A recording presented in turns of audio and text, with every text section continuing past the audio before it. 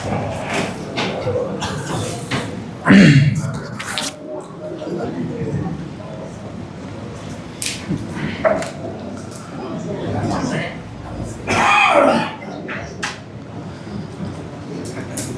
اللہ الرحمن الرحیم الحمد للہ رب العالمین وبہ نستعین وصلی اللہ وسلم علی نبینا محمد وعلی آلہ واصحابہ اجمعین ومن تبعهم بإحسان إلى يوم الدین اما بعد فاعوذ باللہ السمیع العلیم من الشیطان الرجیم بسم اللہ الرحمن الرحیم والذین اتخذوا مسجدا ضرارا وكفرا وتفریقا بین المؤمنین وارصادا لمن حارب اللہ ورسولہ من قبل وليحلفن ان اردنا الا الحسنى واللہ یشہد انہم لکاذبون لا تقم فیہ ابدا لمسجد اسس علی التقوى من اول یوم احق ان تقوم فیہ رجال یحبونہم ان یتطہروا واللہ یحب المطہرین۔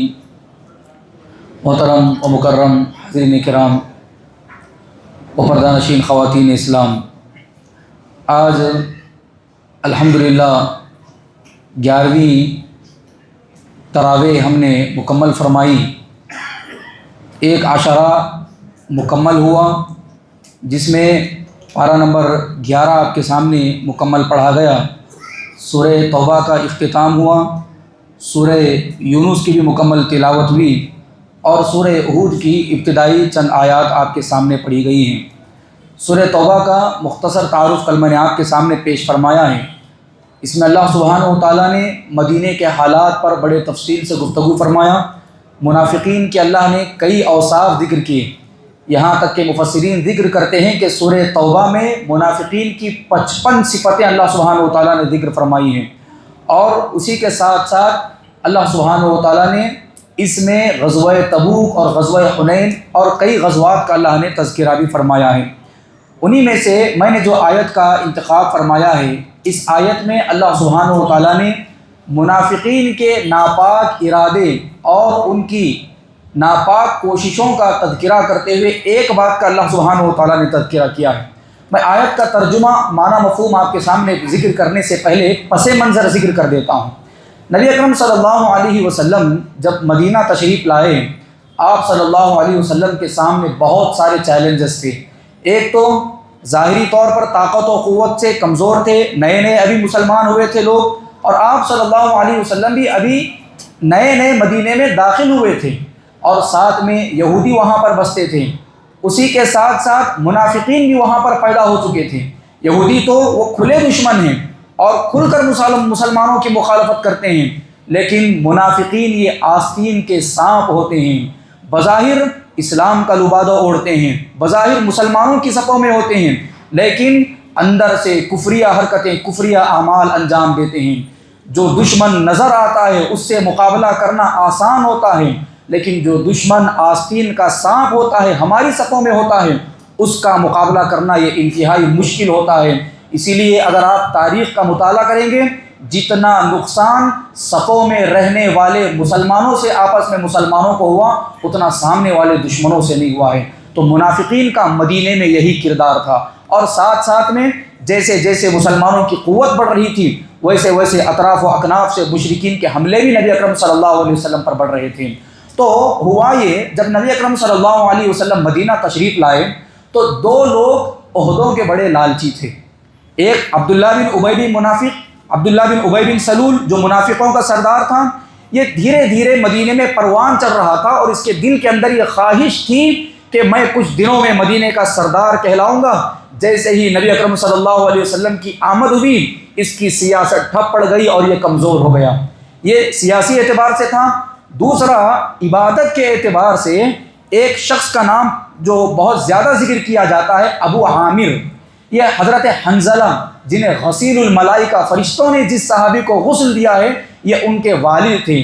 ابو عامر راہب پادری تھا، عیسائی تھا، اور عبادت میں بہت مشہور و معروف تھا۔ لوگ اس کی عبادت کے چرچے کیا کرتے تھے۔ اس کو یہ خواہش تھی کہ لوگ اس کے عبادت کی تعریف کرتے رہیں۔ نبی اکرم صلی اللہ علیہ وسلم جیسے ہی مدینہ آئے، تو تمام کے تمام لوگ نبی اکرم صلی اللہ علیہ وسلم کی طرف لپک گئے، آپ کی عبادت کے تذکرے کرنے لگے، آپ کے چرچے کرنے لگے۔ تو ہوا یوں، اس کی تھوڑی سی مارکیٹ ڈاؤن کیا ہوئی، اس کے دل کے اندر حسد پیدا ہوا، بغض آیا نبی اکرم صلی اللہ علیہ وسلم سے متعلق۔ تو اس نے مدینہ چھوڑ کر روم کے علاقے کی طرف چلا گیا اور وہاں سے بیٹھ کر مسلمانوں کے خلاف مختلف قسم کی سازشیں کرنے لگا، پلاننگیں بنانے لگا، اور ہر جنگ میں مسلمانوں کی وہ مخالفت میں رہتا اور مسلمانوں کے ساتھ جو ہے ہر سازش کو جو ہے انجام دینے کی کوشش کیا کرتا تھا۔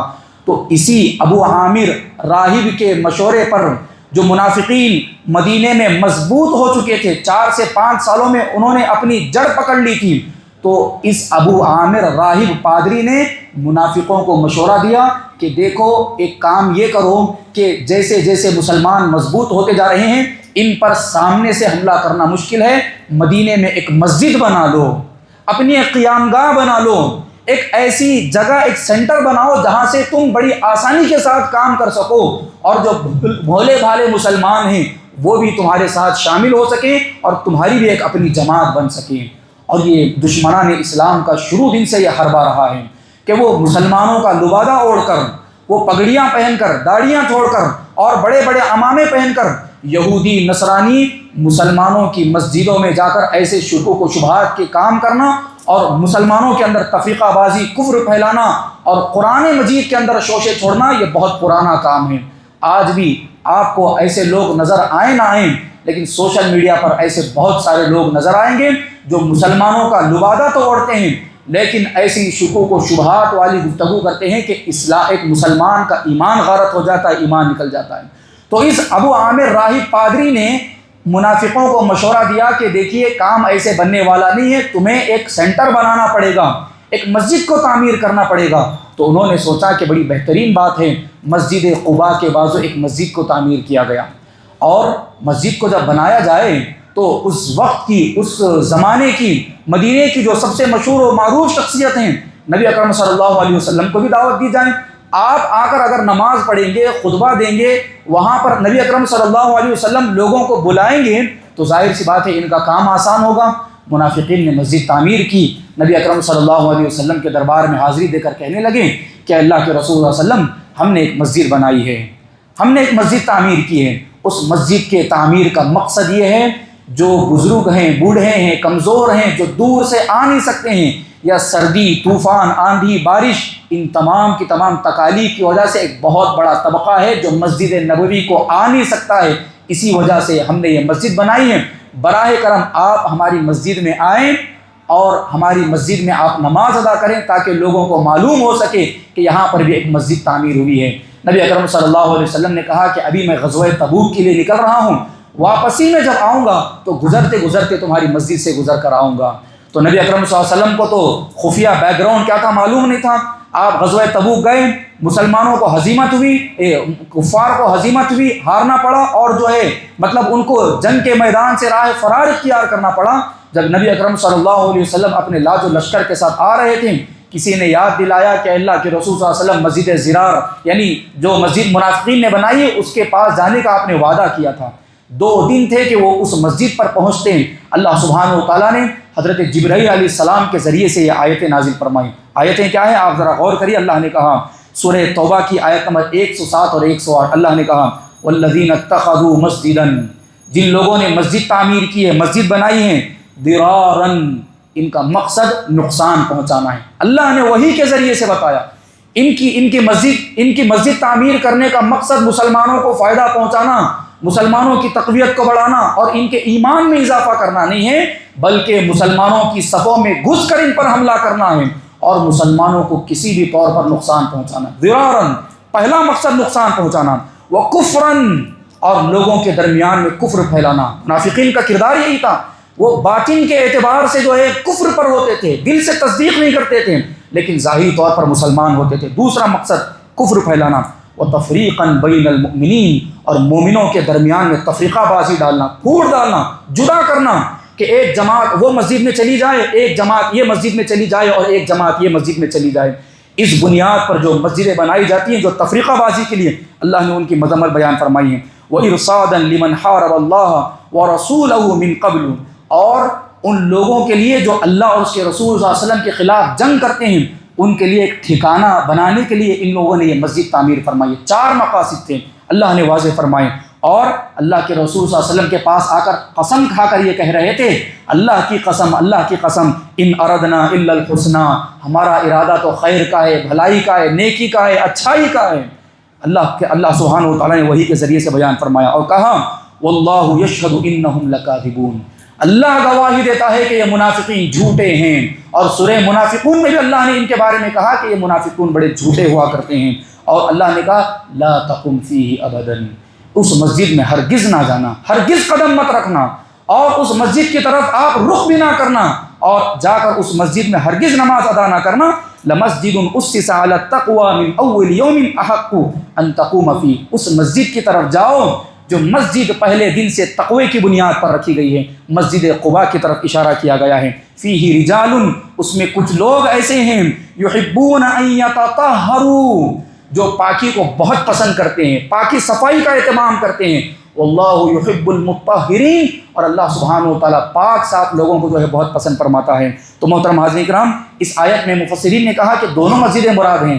بعض لوگوں نے کہا کہ مسجد قباء ہے، اور بعض لوگوں نے کہا کہ مسجد نبوی ہے۔ اگر دونوں مسجدیں مراد دی جائیں، یہ اسلام کی اول ترین مسجدیں ہیں جو بالکل تقوی کی بنیاد پر بنائی گئی ہیں۔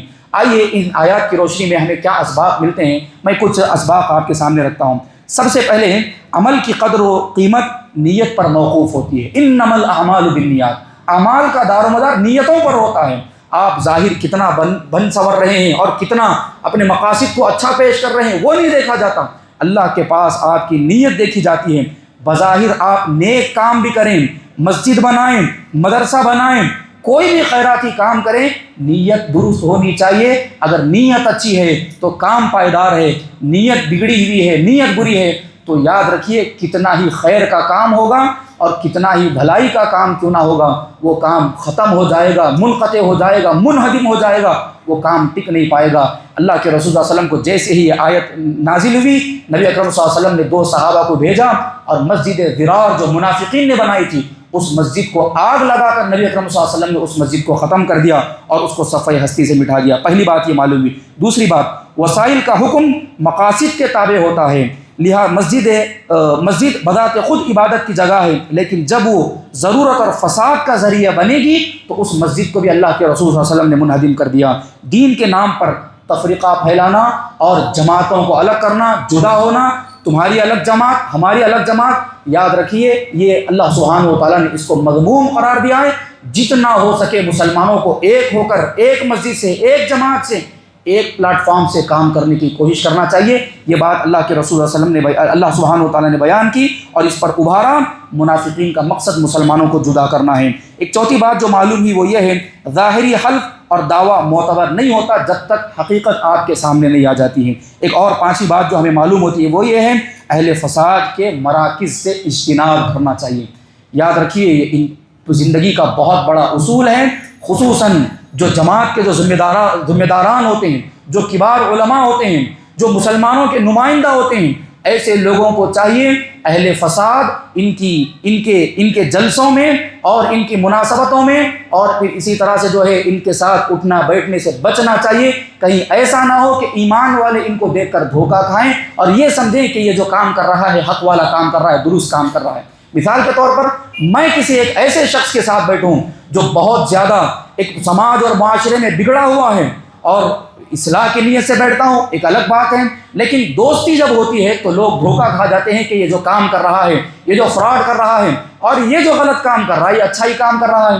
اسی لیے اہل بدعت، شرک، مشرکین، قبر پرست اور پھر اسی طرح سے جو ہے ایسے لوگوں کے جلسوں میں اور ایسے لوگوں کے پروگراموں میں اور یہاں تک کہ ایسے لوگوں کی مسجدوں میں شرکت کرنے سے اجتناب کرنا چاہیے۔ یہ علماء بڑا بہترین اصول ذکر کرتے ہیں۔ ایک چھٹی بات یہ ہے، تقویٰ پر قائم ادارہ ہی قابل اعتماد ہوتا ہے۔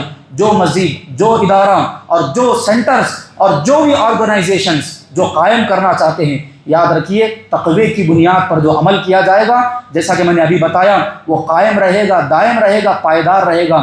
جس کے اندر پہلے سے ہی باطل مقاصد ہوں، اپنی سیاست داخل کرنا چاہتے ہوں یا اپنا رتبہ، مقام، مرتبہ، میں جو ہے ایک اسٹیٹس اور ایک لیول میں آ جاؤں اور جو ہے معاشرے میں میرا نام آ جائے، مسجد تعمیر کروں گا، مسجد بناؤں گا تو میں بھی مسجد کا صدر رہوں گا، میں بھی مسجد کا سیکریٹری رہوں گا، مدرسہ بناؤں گا تو میرا بھی جو ہے ایک اونچا مقام اور نام رہے گا، لوگ جو ہے میرے پاس بھی لا کر چندے جمع کریں گے۔ اس مقصد کے ساتھ اگر کوئی مسجد یا مدرسہ یا اسی طرح سے کوئی بھی آرگنائزیشن بناتا ہے، یاد رکھیے وہ پائیدار نہیں ہو سکتا۔ وہی چیز پائیدار رہے گی جو تقوی کی بنیاد پر رہے گی۔ آج بھی مسجد قباء قائم ہے، آج بھی مسجد نبوی قائم ہے اور وہ قیامت تک قائم رہے گی۔ مسجد ضرار جو نقصان پہنچانے کے لیے جو مسجد بنائی گئی، اسی وقت میں اللہ سبحانہ و تعالیٰ نے اس کو منہدم کروا دیا۔ اور ایک بات ہمیں جو معلوم ہوئی وہ یہ ہے، پاکیزگی ایمان کی علامت ہے اور اللہ سبحانہ و تعالیٰ پاکیزہ لوگوں کو پسند فرماتا ہے۔ ایک مفسر نے بڑی بہترین بات کی، میں یہ بات بتا کے آپ کو اپنے اس درس کو ختم کرتا ہوں۔ کہا کہ لوگوں کے ایمان اور تقوی کا اثر جگہوں پر بڑا گہرا پڑتا ہے۔ دیکھیے اللہ سبحانہ و تعالیٰ نے اہل قباء، وہاں پر اہل تقوی آباد تھے، ان کے تقوی کا اثر اس مسجد پر پڑا جس کی وجہ سے اس مسجد کی تعریف ہوئی۔ اور مسجد ضرار منافقین اس مسجد میں تھے، ان کے نفاق، ان کے باطن کے اندر جو گندگیاں تھیں، اس کا اثر اس جگہ پر پڑا، اس جگہ کو منہدم کر دیا گیا۔ تو ہمارے تقوی کا اثر بھی ان مسجدوں پر پڑتا ہے، ان مراکز پر پڑتا ہے، اور جو ہے ان تمام کے تمام جو ہے اداروں پر پڑتا ہے۔ لوگوں کو چاہیے کہ تقوی اپنے دل میں پیدا کریں، تقوی کا اثر جو ہے معاشرے میں بڑی تیزی کے ساتھ پھیلتا ہے۔